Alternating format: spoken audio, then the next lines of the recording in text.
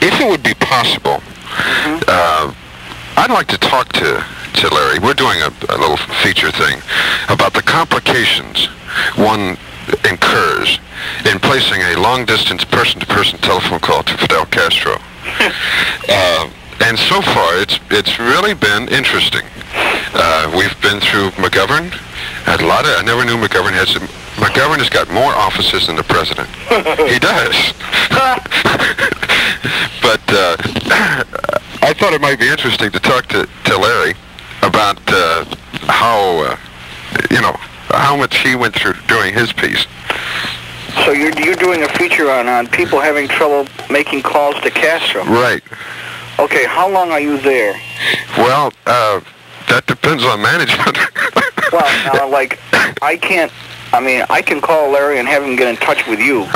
But I can't give out Larry's. Right, I got you. Number. Okay. And plus the fact Larry is in bed right now. Oh? Okay. All right, let me give you a number. Okay. 582. What's your area code? That's an interesting question. I know it. That's why I asked. I always like to ask interesting questions. It's faded on the telephone, but it looks something like 502. Yeah, I think you're right. Either that or that's the extension I'm on. No, 502. Let's see. 502. Right. Right. 582. 582. 75. 54. 54. That'll get you the operator. Swell. No, that's it. What is your name again? Jim. Jim Ferguson. Right. Jim Ferguson. Okay, it's 20 after 10 now. Now, Glick, I don't think gets up till quarter to 12 o'clock, so I'll call him. All right. Try and get him to call you collect. All right. Okay? All right. And tell him it'll help his career.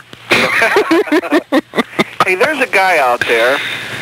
I can't think of his name, but I think he works for your station. He broadcasts sports. Van Vance. That's it. Yeah. That's it. And he reads talking books. Yes. For the American Printing House. That's true. And if you see him, you tell him from me, I think he's great. All right. On both counts. All right, I'll do that. Because I've read some of the stuff that he's done. I think one of the books he did was The Day Kennedy Was Shot. Yeah. And it was excellent. Yeah. It was excellently done. Well, I didn't know he did sports. Yes, but yes. I found it on the dial one night, and I said...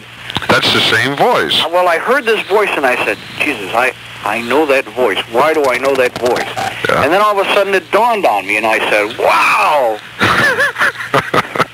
Because that makes you feel good. Like last night I was watching the the Emmy Awards, and I found out that John Cannon is the chairman of the board of the Television Academy.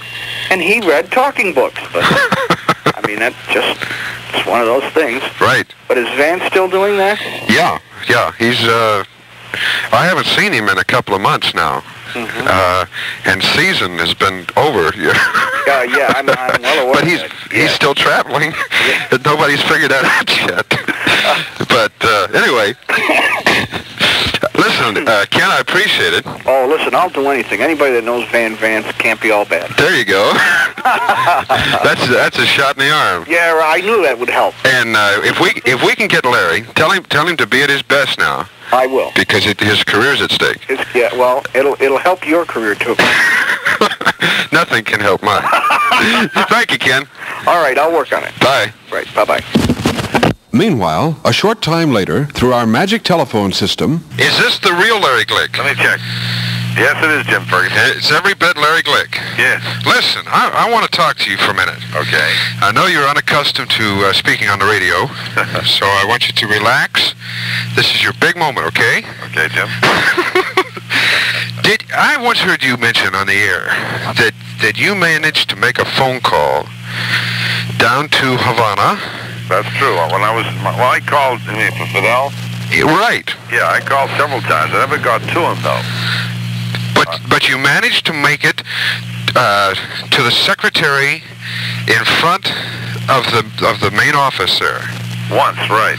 Once I got an operator, and I chatted with her. Yeah? The long-distance operator in Havana. You used the charisma. And while I was waiting, she seemed very pleasant. Yeah. And I told her I'd never been to Havana, And I was wondering if she could just tell me while we're waiting what it was like, before Fidel and after. Yeah? So she said, well,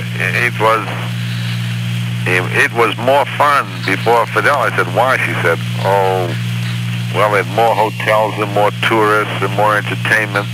And I said, now? She says, oh, there is nothing. And then after that, I heard a click. That's a fact.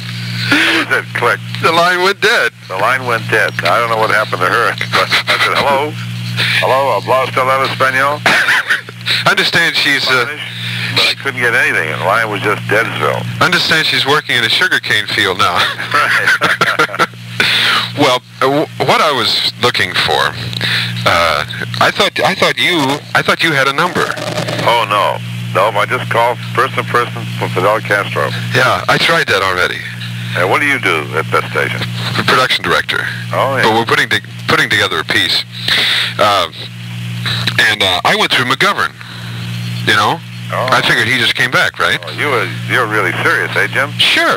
I'm dedicated. Attaboy. I mean, I grab a hold and don't let loose until I die. Attaboy, Jim. And the phone bill's going to do that. No, I never got anybody. Mine was just a whim, Yeah. Pick it up, so they called Fidel. I said, okay. Well, what do you think now? I've spent, must be at least an hour on trying to put this thing together. And You'll never get through to him. No, can't do it. No. And I'm just wondering, the whole, world diplomatic relations rests on telephone logistics. Oh, no, Jim, just take it easy. I'll try to line them up for you, though. Maybe that's why we have such strained relations with Cuba. It's a telephone company. That's right. That's part of it. I mean, I think. What do you think if Castro published his number, right? Direct access, person to person, and if anybody had a problem, felt uneasy, tension, neurotic, whatever, they could dial the number and speak to him, and he could calm them down. I think you have a swell idea, Jim. You're going to end up in Kentucky though if you keep talking. But hey, Jim, yeah. This is my phone bill. I'm going to see you later. Oh, hey, I thought it was on mine. No. You were supposed to call me collect. Oh, my wife didn't tell me. I'm calling you from my office here. Catch you later, Larry. So long, Jim. Bye. Bye-bye. For the past some time now, you've been listening to an attempt to place a person-to-person phone call to Fidel Castro to verify person-to-person, as it were, the recent thawing of the Cold War-type atmosphere that has existed between Cuba and the United States.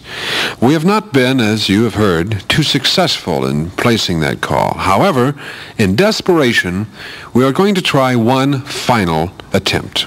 It's called Play the Odds. After a technical consultation with our engineering staff to determine what type of telephone system prevails in Cuba today, we arrived at the conclusion that it is either a 4-digit telephone system or 4-digit plus prefix. Now, all we need to do is find the proper digits and put them in the proper places and place the call. After a highly technical meeting with our local Ouija board operator, we came up with two numbers, 4 and 7, which seem very promising on the Ouija board. But that's only two numbers. Well, let's multiply that by 2. 4747. Seeing as how those were the only two numbers that appeared on the Ouija board. Operator, may I help you? Yes, operator. I'd like to place a long-distance telephone call. Okay. Okay. It's person-to-person to Fidel Castro. Who? Fidel Castro, Havana, Cuba. And the number is 4747. What's the complete number, sir? That's it, 4747. Where's this at? In Havana. Well, they have more numbers than that there, sir. They do? I have 4747. Just a moment. Havana numbers and directory. Right. That's Havana, right? Is that right, sir? What is that? Havana. Yes, Cuba. You want Havana, Cuba? Yes. Okay, excuse the ring. I thought you said Havana, Georgia. No. Just a moment. Hello? Cuba. Yes, I would like to place a person-to-person phone call, please. in Cuba, in Havana. The number is 4747. Person to person. Hello? Yes, go ahead. Yes, person to person to Fidel Castro. Your name and telephone number? Yes, Jim Ferguson, WHAS Radio, Louisville, Kentucky, 582-7840. 582 what, sir? 7840. And the area code? 502.